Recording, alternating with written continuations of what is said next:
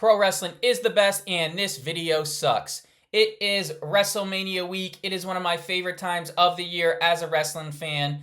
There'll be wrestling all week long with independents running pretty much every hour of the day, all culminating in WrestleMania 42 this weekend from Las Vegas.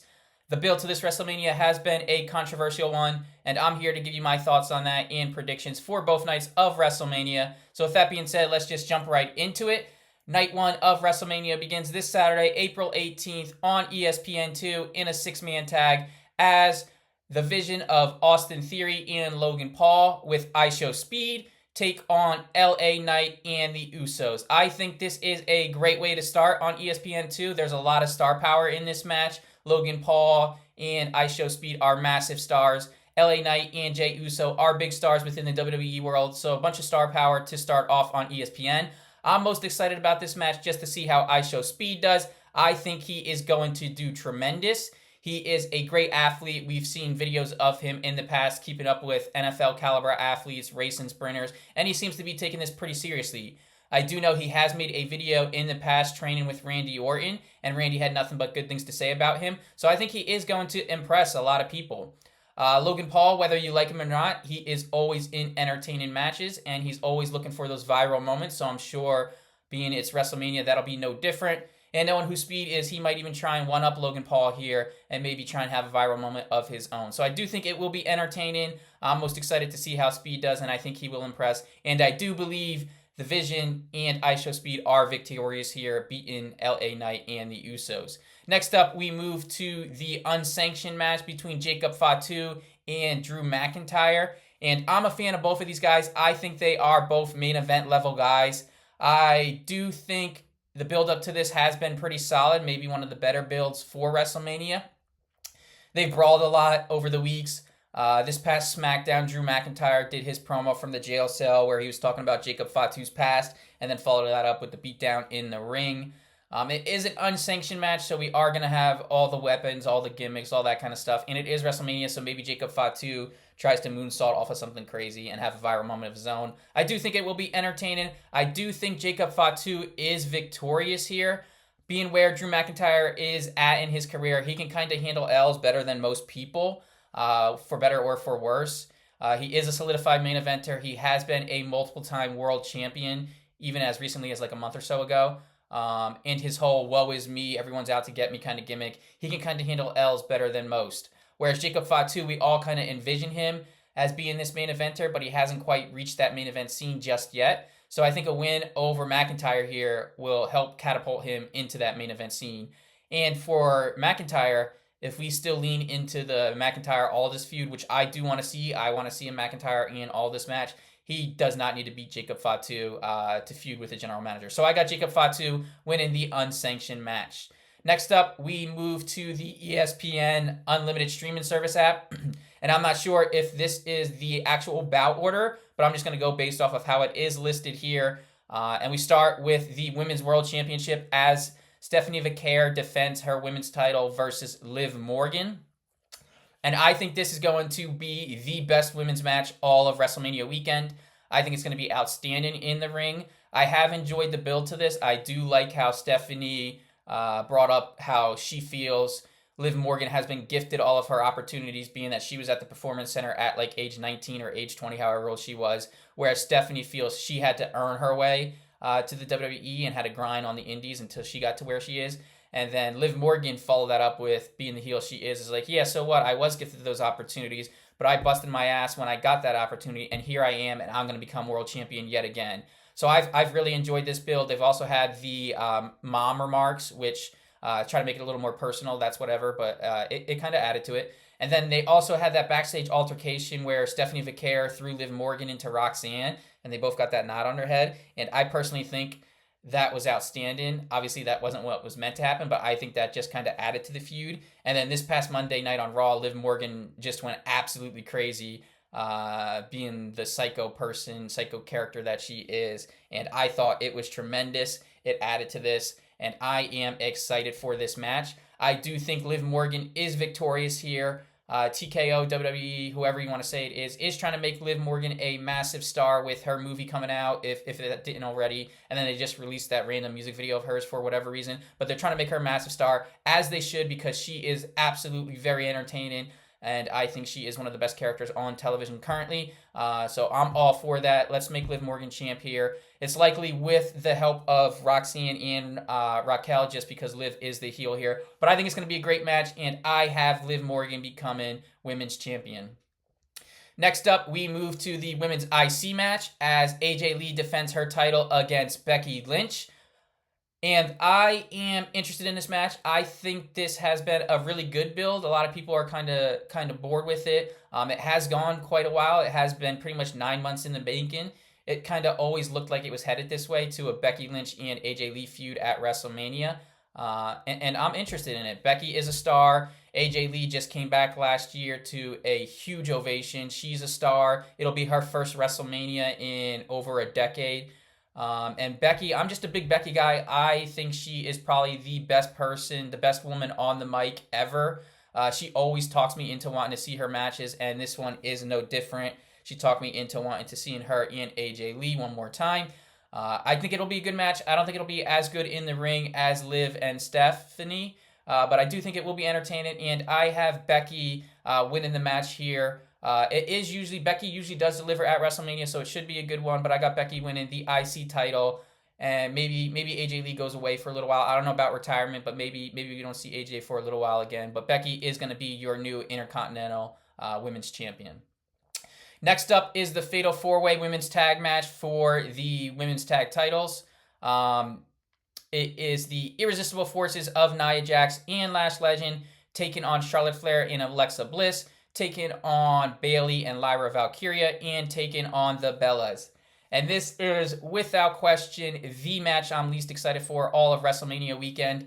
I do feel if it was Rhea and Io coming in as tag champs, it probably would have been the biggest platform the women's tag division has had come Mania season. But obviously, I understand having to take Rhea out of the tag scene and putting her in the women's title scene with Jade, likely because of the injury to Bianca. But I understand that, having to take Rhea's star power and moving it to a more prominent role. But I'm just not that interested in this match. I do think they have found some good tag teams to include, but it's just there for me. I do think Bayley and Lyra winning or the Irresistible Forces retaining are the two best options here. I think those are the ones that might happen. Seeing Bayley and Lyra win would be fun, just because of what happened to Bayley last year at WrestleMania. But I do think the Irresistible Forces do retain their tag team titles here. I think this is just the best use of Nia Jax and Lash Legend at this point in their careers. I do think they kind of just got the titles recently, so taking them off of them might not be the best option. Plus, they're a lot bigger than a lot of the women they're going to face, so they can kind of just be this big, menacing, dominating heel tag team for quite a while. I don't think they've reached their full potential as a tag team. So I have the Irresistible Forces retaining their tag team titles in this Fatal 4-Way. We now move to what I think may steal the entire show, entire weekend even, and we have Seth Rollins taking on Gunther in a singles match. There has been no build to this whatsoever, and I do not care. I'd rather have Seth Rollins and Gunther on the card with no build at all than not on the card. Yeah, I think it's going to be an outstanding match. They did at the very least this past Raw have Gunther mention that when he was champion, Rollins kind of didn't want that smoke with him, something along those lines, and that Gunther wanted the highest level of competition, but Rollins wasn't there to take on him. And it kind of leans into the Gunther, I want the best competition, I want to be the best world champion. So at least they got that in the build a little bit. But yeah, really no build whatsoever. I do not think Gunther's going to win. Gunther's going to lose here based off of the year he's had. He's retired Goldberg, retired John Cena, retired AJ Styles. So I do not see him losing a WrestleMania match with no build based off of the year he's had. So I have Gunther winning here. But I also don't think Seth is going to lose clean, just coming back from injury. So I think we're all kind of expecting a Braun Breaker appearance here, costing Seth Rollins the match, and then you kind of lean into the Rollins and Breaker feud, and then we can lean into the Gunther and Paul Heyman, you owe me a favor. So I got Gunther winning this. I think it'll be an absolutely amazing match, probably the best of the weekend, and I'm excited for it, even though there has been really no build whatsoever.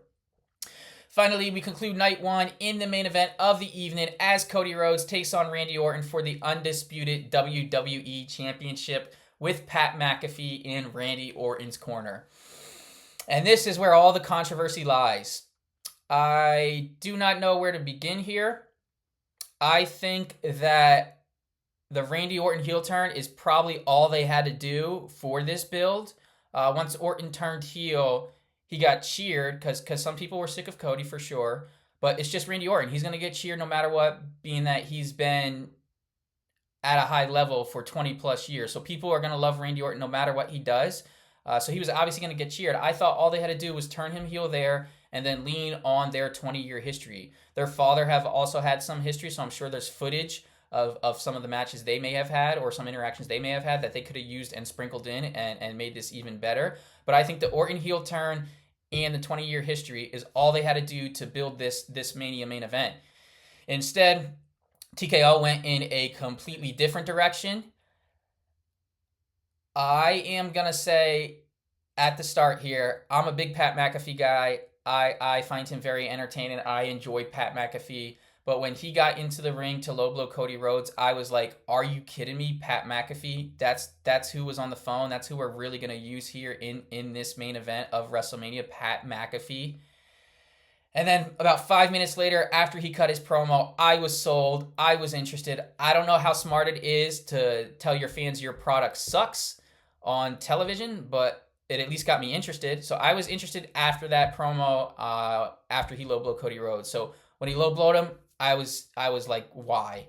Then he cut his promo. I was interested, probably for the wrong reasons, but I was at least interested. Then come that Monday Night Raw, CM Punk cut his pipe bomb promo.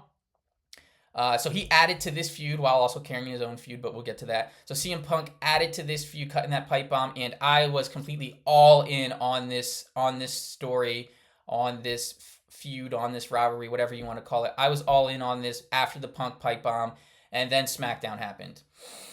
And on SmackDown, Pat McAfee cut his promo, and the best thing about it was about CM Punk. The stuff about Orton, the stuff about Rhodes, wasn't too interested in. It was the Punk part. That was the better part of the promo.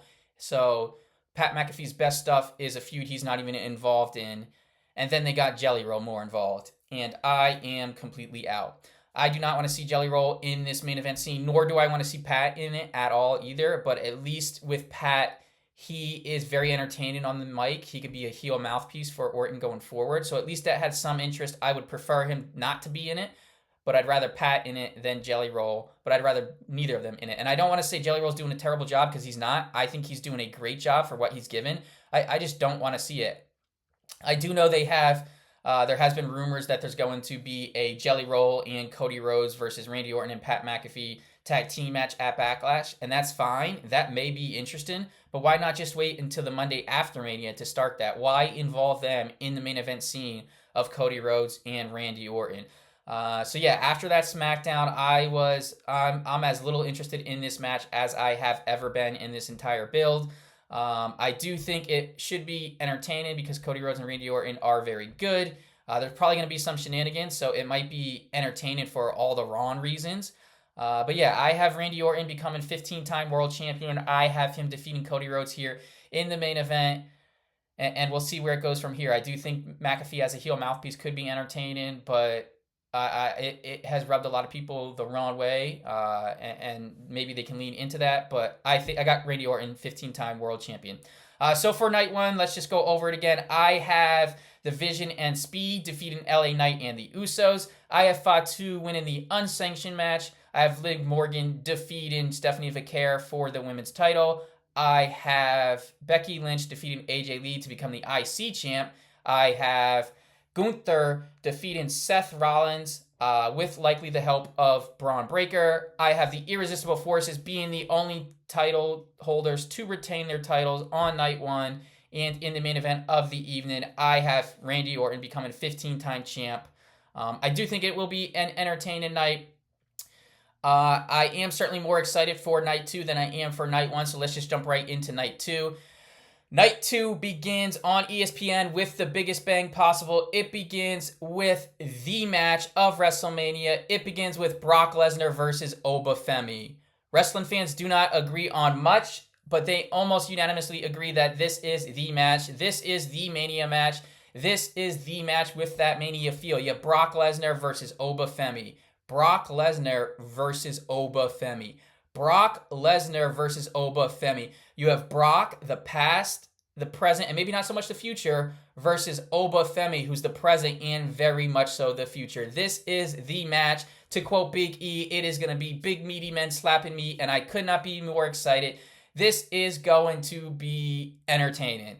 For better or for worse, this is going to be what we need to see. I know people are concerned for the worst side of things here. People are concerned Brock is going to be the winner here and possibly slow Oba here. But I am not going to let that ruin my enjoyment here. I am preparing myself that it is a potential. I do see a scenario where Brock Lesnar is victorious here, but I'm not going to let that ruin my enjoyment. I do think Oba is going to win. I think he is rocket strapped to superstardom. I think this match is I don't know what to say about this match. It is going to be amazing. I am super excited. I think Oba becomes he's already completely over. I have not seen someone so soon become this over at the main event level scene. I do think he is very much so going to be world champion by WrestleMania next year, the absolute latest. But if he does win this match, I can see him as world champ as soon as SummerSlam. So I got Oba Femi defeating Brock Lesnar here in what is the most Mania match possible. This is a Mania main event. It is outstanding. I completely understand why ESPN wanted this, and it is just kicking off Sunday night. So I am super excited for this. This is the match. Let's go. From there, we move to the six-pack ladder match for the IC title as Penta defends his championship versus Javon Evans, Dragon Lee, JD McDonagh, Rey Mysterio, and Rusev. And this is going to be your typical WrestleMania car crash ladder match, and I always get excited for those. Those are always entertaining. And in this one, we have a bunch of high flyers, so we'll definitely have some spots that go crazy here, and I'm excited for it. I do think there are certainly, I think you can make a case for pretty much everyone to win this match. I would have said Rusev might have been the least likely to win this, but this past Raw, he just took out everyone. So maybe they are kind of starting to build Rusev up. Who knows? But yeah, I think pretty much anyone can win this. I do personally think the winner of this is going to feud with the winner of Dom and Finn. So I could see JD winning here and feuding with Finn. I could see Rey. I could see Penta. I could see Dragon Lee. Any of those three winning here and then feuding with Dom. And you still have that AAA crossover, which I know WWE likes to do. Or you can even just crown Javon Evans as a new champ here and try and make him a bigger star. So I think there's certainly a bunch of options here. I'm going to go with the dark horse. I think I have JD McDonagh winning this and becoming IC champ. We then move to the only women's match of the night as Jade Cargill defends her WWE Women's Championship against Rhea Ripley. And some of these Mania matches have had no build. And I personally think this match would have benefited from having no build. I have not liked pretty much anything they have done in the build to this. I think if you would have just plastered Jade Cargill and Rhea Ripley on a poster looking like the superstars they are, that would have been enough for me. But the build kind of lacking. If you would have just put them on the poster, I would have been more interested in this match than the build they have so far. I do think it'll be a match. They're both great athletes. Hopefully it's entertaining. Rhea typically is. And Jade, we'll see. I think it will be solid, though. I have Rhea winning. I just hope she gets the title back. I want the title back on Rhea. And then for Jade's sake, hopefully Bianca is cleared from injury soon so we can kind of go to that storyline, wrap that up, because that's kind of what everyone was expecting. So for her sake, hopefully Bianca is cleared, and I got Rhea winning the world title here. We then move to the United States Championship match as Sami Zayn defends against Trick Williams. And I don't have much to say about this. Trick Willie is a star. He is a superstar. He'll be massively over. He has been pretty much since he got to the main roster. He's completely over as a babyface. Whether they do the double turn here or not, it doesn't really matter. Just do not complicate this. Trick Willie, U.S. champion, get it done. We now have Dirty Dom taking on Demon Finn Balor. This one has been a long time in the making. I always get excited for the Demon entrance, so that'll be exciting to see after, I think they said 3 years. He hasn't done the Demon in 3 years, so I'm excited to see the entrance. Should be a good match. Dom is always entertaining. I do have Finn Balor winning this, and I think we kind of, like I alluded to earlier, I think Finn is going to feud with JD McDonagh after this, and I have Finn become an IC champ relatively soon, and we kind of see if we can get a singles run out of Finn Balor here for maybe one last time. Who knows? But I think it'll be an entertaining match. I got Finn winning. And then after this, you can have Dom be the mainstay with Liv Morgan on television, because seeing them on television together is some of the best television WWE has done recently, within the past few years, actually. And as Liv said, they're better than AJ Lee and Punk. They're better than Macho and Liz. Who knows who agrees with that? But yeah, I find them very entertaining. The more we get Dom and Liv on my television, I'm fine with. Dom doesn't really need a title. I know he has the AAA title, but Dom doesn't really need a title to be that high level on the card. So him and Liv Morgan together on television, I'll be open for whenever, at all times. So Dirty Dom is losing to Finn Balor. And finally, we move to the main event of the evening as CM Punk defends his World Heavyweight Championship against Roman Reigns. And I love this. As a Punk fan, as a massive Punk fan, I love this. WrestleMania Sunday, being that it has gone to 2 days, if people don't want to admit it or not, WrestleMania Sunday is the actual main event, and Punk has never had that. This will be his first actual main event slot, and I'm all here for that. I am absolutely in love with that. I want to see Punk get a legitimate main event spot, even though last year he had the Saturday main event. That's not the actual main event. Sunday, being that it is 2 days, is the actual main event, and we have that versus Roman Reigns this year. It has not been the best build. Punk has tried his hardest. You can only do so much. I think Punk has had the best promos of anyone this Mania season, but you can only do so much with the schedules they do have, or well, that some have. So yeah, it's the first real main event spot for Punk. I wish the build to it would have been better, because I think these two guys are amazing. I love both of these guys. But as a Punk fan, I'm excited nonetheless, just because it is his actual first main event of WrestleMania. So I'm all here for it. I think it's going to be a great match. Again, like I said, the build could have been better, and it could have made this even better. But I think it'll be a good match in the ring. And it might just be a with the heart pick here. It might just be emotional. But I got CM Punk retaining the World Heavyweight Championship here. Obviously, I can see Roman Reigns winning. But me personally, I'm just going to pick CM Punk here. He's going to retain the World Heavyweight Champion. So for night 2, I have Femi defeating Brock Lesnar in the match, the most exciting match of all of WrestleMania. Then I have JD McDonagh winning the ladder match to become the IC champion. Maybe the dark horse, maybe who knows, but I have him getting it done. I then have Rhea defeating Jade to become women's champion. I have Trick Willie defeating Sami Zayn to crown a new United States Championship and create a possible Mania main eventer in the near future in Trick Willie, because he's completely over. Fans love him. I love him. He's completely entertaining. Trick Willie, US champ. Then I have Demon Balor defeating Dirty Dom. And I finally, in the main event of the evening, I have Punker retaining his World Heavyweight Championship against Roman Reigns. Overall, I am super excited. I do think the build could have been much better. But it's WrestleMania. We've had a lot of injuries and stuff like that. We've had some TKO involvement, so obviously the build could have been better. I think everyone can agree on that. But it's WrestleMania. It's hard to not get excited. I get excited for WrestleMania every single year. I think it'll be entertaining. Like Cody Rhodes said, I do think in the ring, this is going to be an amazing WrestleMania. The build hasn't quite been there, but in the ring, I think it's going to deliver. I am super excited for WrestleMania. It's tough not to get excited just because it is WrestleMania. So let's hope it's a great one, and I will see you in the next one.